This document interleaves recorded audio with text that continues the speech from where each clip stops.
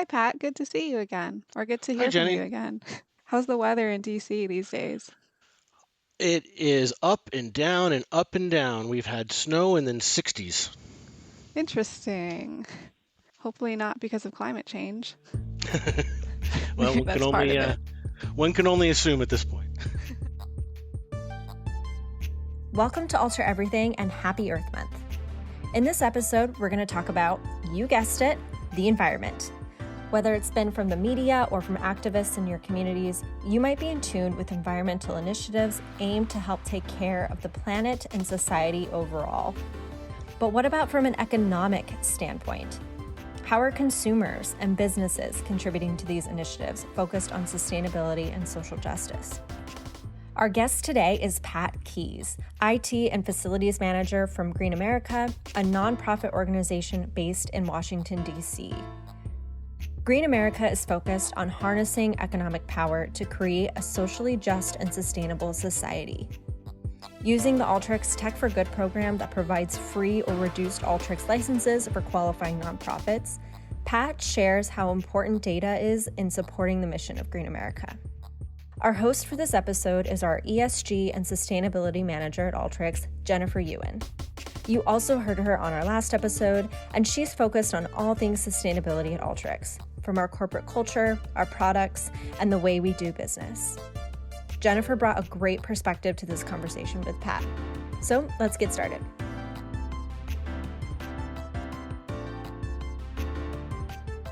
I'm Pat Keys. I am the IT and Facilities Manager here for our organization here in Washington, D.C.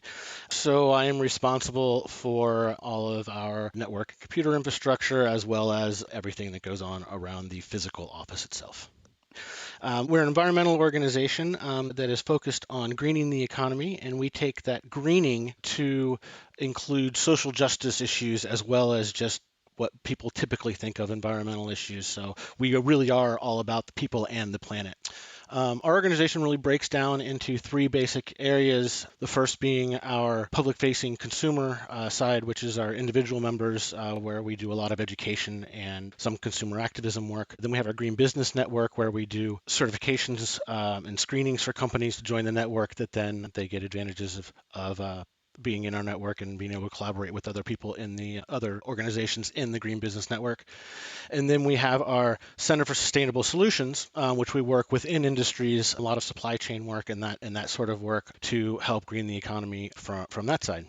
Awesome. And you have been at Green America for a few years now, is that right? It's been about a dozen years now that I've been Oh my there. gosh. Yep. Getting better every day. It's a great place to work. Yeah, and love all the colleagues. And you found the right thing in life when you enjoy going to work every morning. Definitely. I totally agree with you on that. It's nice when the job that you're doing is something that you're passionate about personally because it really makes the day go by faster and feel like you're really making a meaningful impact with everything you do every day.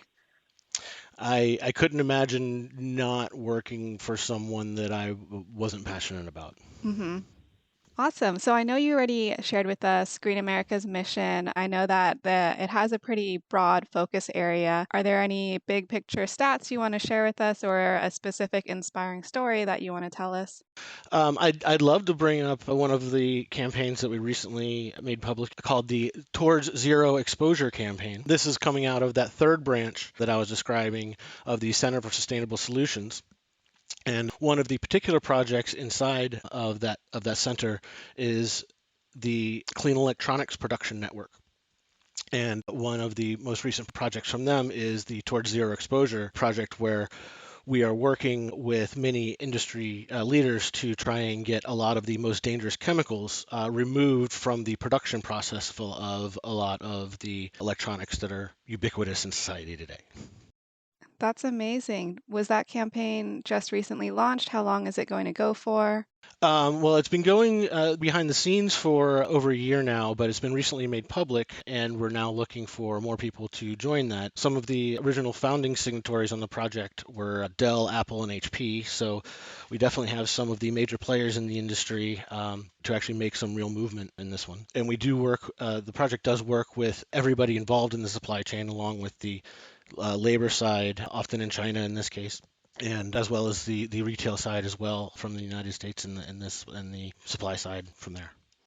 That's amazing. Have you been able to see any collective impact from the campaign yet, or is that something that you're going to be doing in the future?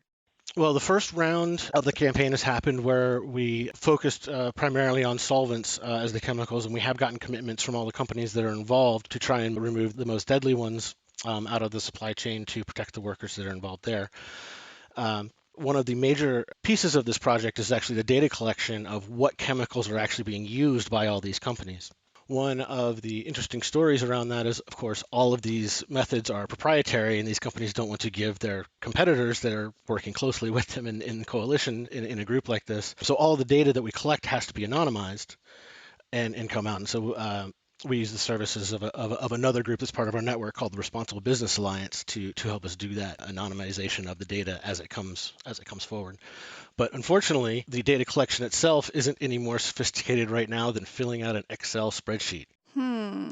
That perfectly tees up my next question, which is how does data come into play to help fuel Green America's mission? So obviously it comes into play with this campaign. I know we've worked previously with you on how you use Alteryx to analyze and automate donor information. So if you could just do a deep dive into data and the importance of it at Green America.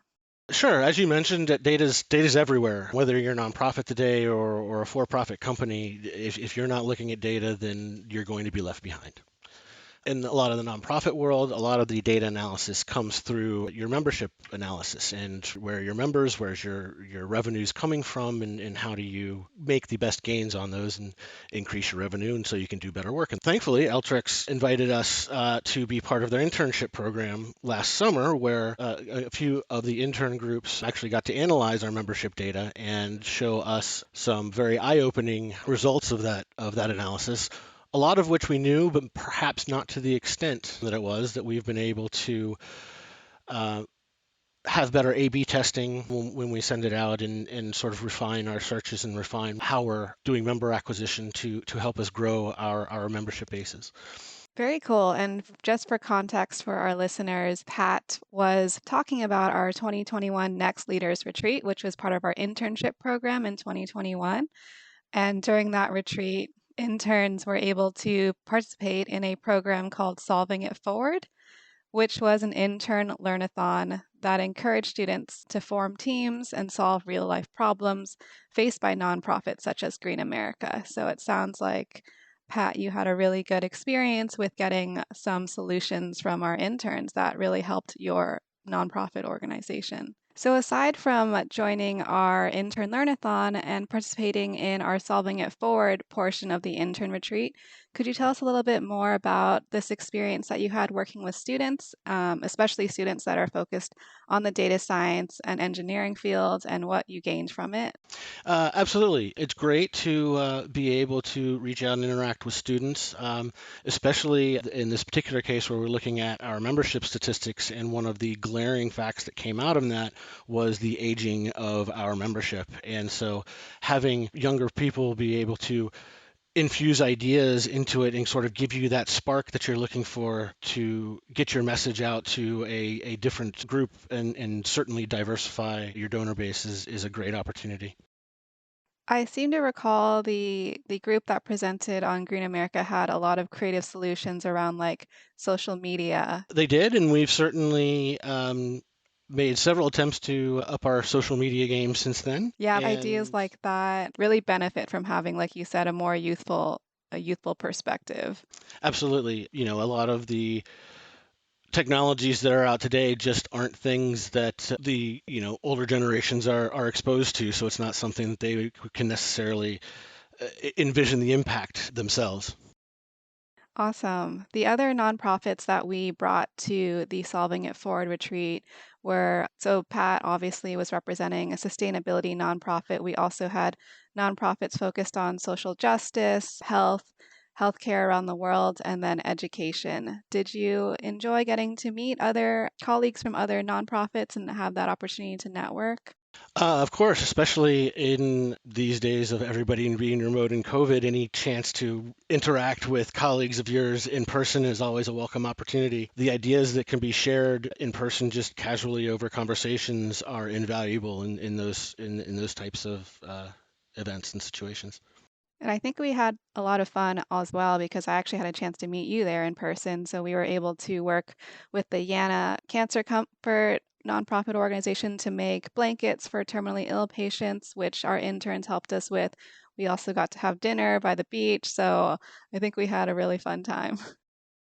Yeah, and that's something that's really impressive and really goes a long way for the sustainability and the people and planet piece is every corporate event like that having a give back opportunity and a chance for employees to actually feel that opportunity to give back is extremely important. Awesome. Well, I wanted to ask you, you mentioned that you've been at Green America for 12 years now at this point. How has the importance of and use of data changed at the organization since you started until today? Um, Big question. Okay. Well, data is so much more abundant now that what is able to be analyzed is so much more available than what we've had in the past. 12 years ago, you were basically working with names and addresses, and most things were being done by snail mail. And so your analysis could often take weeks to months to actually get the full analysis of that data, where now with email clicks and online donations and those sorts of things, you have such a more instant feedback that the ability to capture those instant trends and act on them is much more vital into maintaining your organization today than it was a decade ago. Definitely. I feel like it's data is so pervasive today, so you have to take a step back and really try to understand what the data is telling you in order to be able to operationalize and act on it. The other piece that I would have on that is the potential for data overload is greater now than it ever has been. There's so much data available that you can waste a lot of your time going down that rabbit hole that doesn't produce you any good results. hmm Besides the donor information renewals that we were talking about earlier, are there any other major sources of data that Green America has to comb through, like on a repetitive basis? Programmatically, basically on any campaign that we have, they all involve data at some point. Even if you're looking at recycling rates or energy consumption or any programmatic work that I can think of is going to have some kind of data element to it, whether it's a large siphoning through data or a small sort. There's always going to be a data comparison in any project that you take on in this day and age, Mm-hmm. regardless of the industry you're in. Mm-hmm. Yep. That makes sense. So, Green America has produced some really amazing programs and initiatives around climate, food, finance, labor, social justice, and green living. And so, we talked about the zero exposure campaign that you're working on, but can you share with us a Green America accomplishment in your 12 years there that's really blown you away? A campaign we did last year on the recycling front and the consumption front dealt with campaigning against CVS on a skip the slip campaign. I don't know if you're familiar, but CVS used to have these 5 to 6 foot long receipts that you would get every time you'd shop there. That we worked with them to start their digital receipt campaign and to lessen the amount of paper that they're using. And that was a great campaign called Skip the Slip that we did last year. Another current campaign that we have going on right now is called the Climate Victory Gardens, modeled after the World War II victory gardens that we had, except now we're in a phase where the enemy is climate change. And we can have anyone who has a sustainable garden, no matter the size, can join our Climate Victory Gardens, and those are mapped throughout the country, and you can actually go and visit other people's Climate Victory Gardens that they have available. Very cool. I feel like when I think about Green America and all of your cause areas, there's some really creative ideas. How do these ideas come about?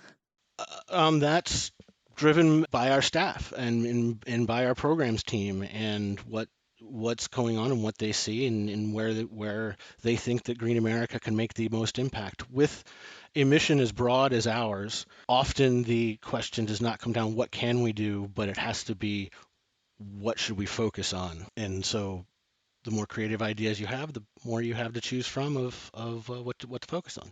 Great. That's really interesting to hear. Awesome. Okay. So I want to go back to the Alteryx Tech for Good program, which is what we've been talking about. So Green Yeah. America is one of the nonprofit organizations that we partner with through our Tech for Good program, which is our commitment to providing free or discounted Alteryx designer licenses to any nonprofit that is working to bring positive change to their communities, the planet, and those issues that align with our corporate values. So, can you tell us about how the Alteryx Tech for Good program has enabled your work? Absolutely. So we had a very complicated system for our renewal process where we had data from several different sources coming in for our monthly renewal system that then had to be manually taken and manipulated and changed and processed out to several sheets for several different staff to react on. What the designer platform enables us to do is to do all that data transformation in one place with one centralized workflow to where we can basically take all of those input sources, put them into the product, have our workflow pre-designed. That's, again, a monthly task that is repeated every month and saves our staff countless hours every month to be able to have the automated systems to be able to process this. That's amazing. I feel like when I hear stories about what nonprofits have been able to do using our product, it's really inspiring because you know that you don't have to be stuck in Excel every month doing the same repetitive process over and over. So it really is transformative. Yes, absolutely. And it frees up our staff to take those hours that they would be doing on that task and have them go to more programmatic work that we do. Awesome. I will just drop a plug here that any nonprofit organization that's interested in joining our Tech for Good program, please go to our website and apply, and we'll drop a link in our show notes to do that. Just to close the loop on Tech for Good, what advice would you have for any other nonprofits who would benefit from the Tech for Good program? Whether you think you deal in big data or not, data analysis will help you meet your organizational goals. Get your feet wet, step in, I guess would be the the best advice I could give. Definitely simple but true. I feel like especially smaller organizations are hesitant to change the way things have always been done, but it really, you need to take that first step to see how much easier things could be by using data and technology to help you. Absolutely. It's the efficiencies that can be gained are incredible. So I wanted to move on. I wanted to move back to the topic of sustainability. So we are recording this podcast in honor of Earth Month, which is the entire month of April. Here at Alteryx, we're running a whole month of global programming for our employees around the world to get them involved in volunteering, giving back to their communities, and learning more about sustainability practices and behaviors they can do at home to help fight climate change. Can you tell us about what makes you optimistic about the fight against climate change? What makes me optimistic about the fight against climate change? Good question. So, one of the things that I look out at the world today and I see the younger generation that's coming up has a grasp around the issue of climate change that's never been seen before, and they not only seem knowledgeable but willing to make the sacrifices to reach those goals. And this generation that's coming up is extremely inspiring, especially on the climate change issue. Absolutely. That makes me really hopeful too. I see a lot of young climate advocates and activists out there really just making sure that their voice is heard and spreading the word to others because sustainability is all about making sure that we create a sustainable future for ourselves and our future generations. So it really impacts them. So I'm glad to see that they're taking a stance and really trying to make a change in their generation. Thanks for listening. To learn more about the Alteryx Tech for Good program, check out our show notes at community.alteryx.com/podcast. And be sure to spread the word to nonprofits you love in your community. Jennifer and team would be happy to chat with them. Also, don't forget that our Inspire conference is coming up this May in Denver, Colorado, and I would love to meet you in person. Links to register and check out the event will be on our show notes, or you can go straight to alteryx.com/inspire. Catch you next time.